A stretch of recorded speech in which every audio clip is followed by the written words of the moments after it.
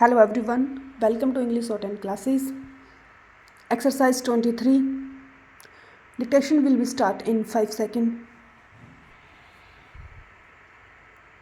First of all, I am beholden to your foundation for having given me this opportunity to be with you here this day. Stop. Your annual lectures have already become extremely popular and useful. Stop. I find that a long line of eminent personalities have been speaking to you on the Foundation's annual day. Stop. They have presented their points of view to you. They have brought to bear their experiences on the issues of population and development. Stop. Going through some of their speeches, I found that there is very little that has been unsaid or remains to be said on this particular subject. Stop. Hence, I find myself rather in a very difficult position to propound anything new or worthwhile. Stop. It is my handicap also that I do not belong to the profession of those who have been working very hard on this particular issue. Stop. And therefore, what I would speak to you today will not be anything new. Stop. But I will try to minimize the torture of listening to me by trying to be as brief as possible, because I think that it is the only way to earn your goodwill. Stop. Well, friends, for some of you who are present here, you know that I belong to a particular school of thought in this country which firmly believes that we have a great future ahead, and I am bullish, I would say, on India. Stop. But certainly there is one subject on which I feel cowed down, and I do not feel strong enough to defend our records. Stop. And that is the question of population. Stop. I think some of us have been guilty of not giving the same prominence to this subject which it deserved. Stop. Note that there were no proponents of this particular thought or idea that population is a very important dimension of a country's growth problems. Stop. Note that there were no people who were telling us why we should give more importance to it. Stop. But somehow most of us were so carried away by the ideas of sheer economic growth and development that we thought that this is a problem of number which could easily be solved. Stop.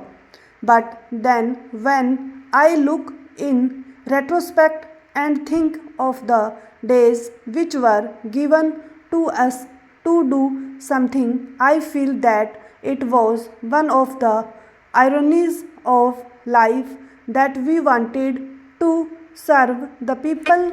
We forgot about the numbers. Stop. We belong to a civilization, a culture which celebrates marriages. Stop.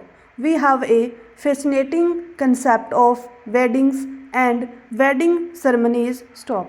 We spend lots of money on sweets and laddus when babies are born. Stop.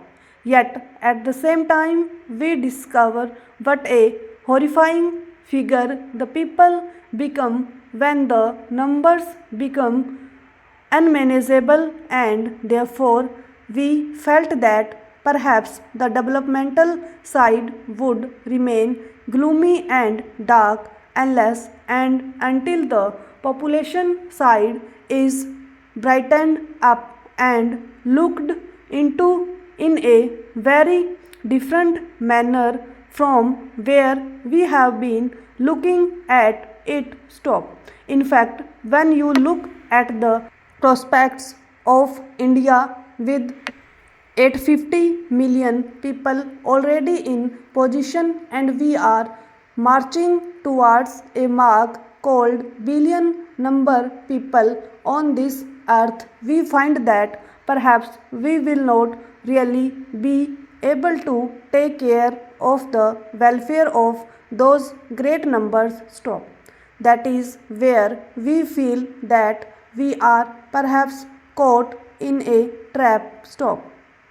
In the language of the economists, it is the Malthusian trap. Stop. That is the power of earth to grow, to produce what you call the needs of the people will be totally overtaken by the power of the people to expand in numbers. Stop.